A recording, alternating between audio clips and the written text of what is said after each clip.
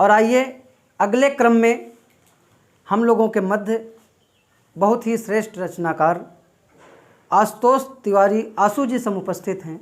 मैं बड़े आदर एवं सम्मान के साथ उनसे निवेदन करता हूं कि वो आएँ, उनके सम्मान में आप सब लोग जोरदार तालियां बजाएं। लखनऊ दंत फंद के सभी दर्शकों को नमस्कार करते हुए, शहीदों को नमन करते हुए 4 पंक्तियों से अपनी बात प्रारंभ करता हूँ।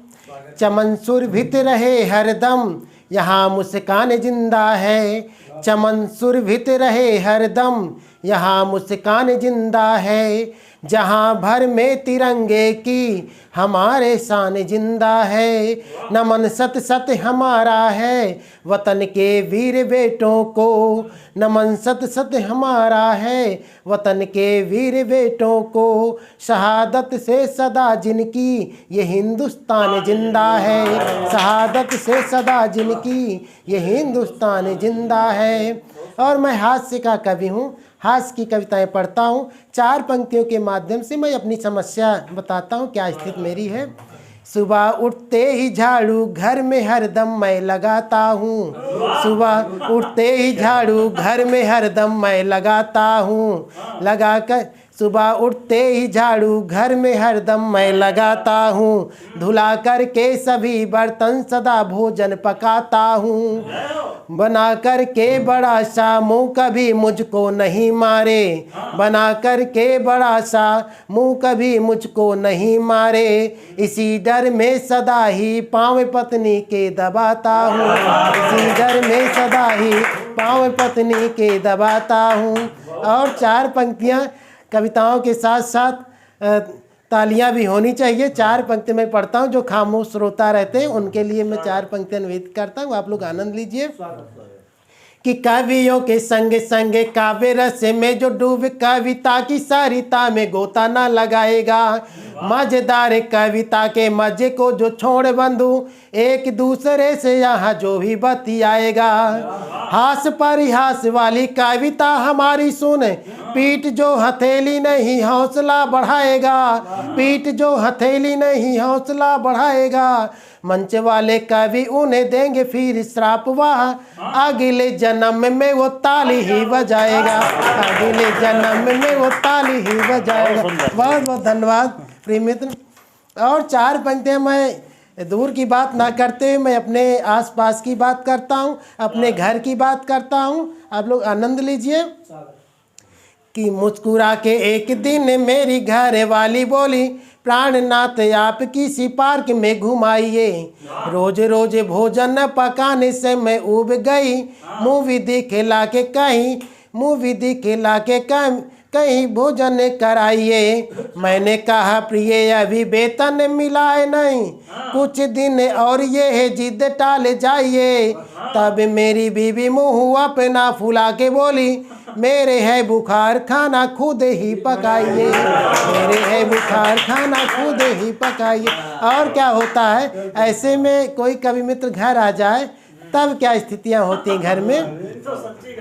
कि रोज रोज घूमने की जिद देखे मैंने कहा, चलो कहीं घूमे मुँह आप ना बनाइए।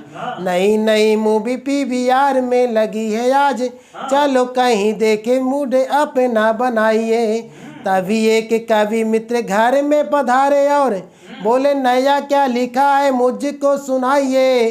तब मेरी बीवी बोली, चाय आप पिए किंतु कविता न सुनिए न कविता सुनाइए। कविता न सुनिए न कविता सुना, ये दशा होती है। एक दिन क्या हुआ कि मैं अपनी घरवाली को अपने सामने बैठा लिया और रात भर सारी रात कविता सुनाया। जब मैं सारी रात कविता सुना दिया तो उसका क्या परिणाम होता आप लोग आनंद लीजिए।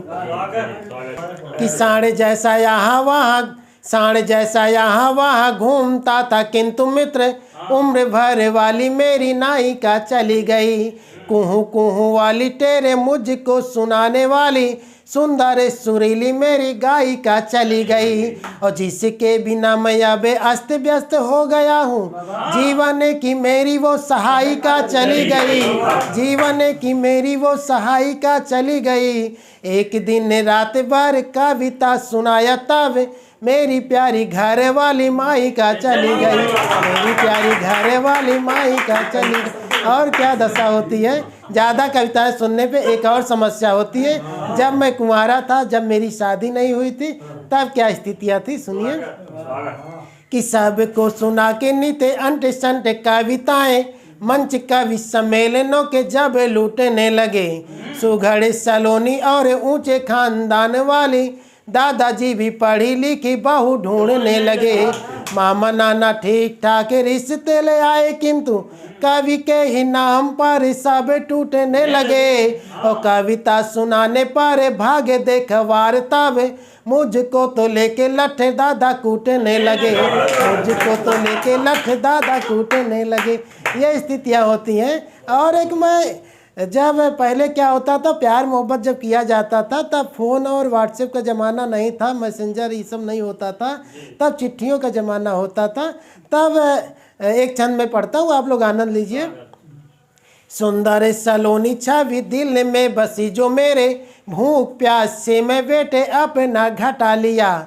सुंदर सलोनी छवि दिल में बसी जो मेरे, भूख प्यास से मैं बेटे अपना घटा लिया। प्यार का बुखार जब हो गया सवार, तब पढ़ने से मन मैंने अपना हटा लिया। और चाहतों में जिसकी मैं लिख करे गीत मीत, सबकी जुबां पे नाम अपना रटा लिया, सबकी जुबां पे नाम अपना रटा लिया।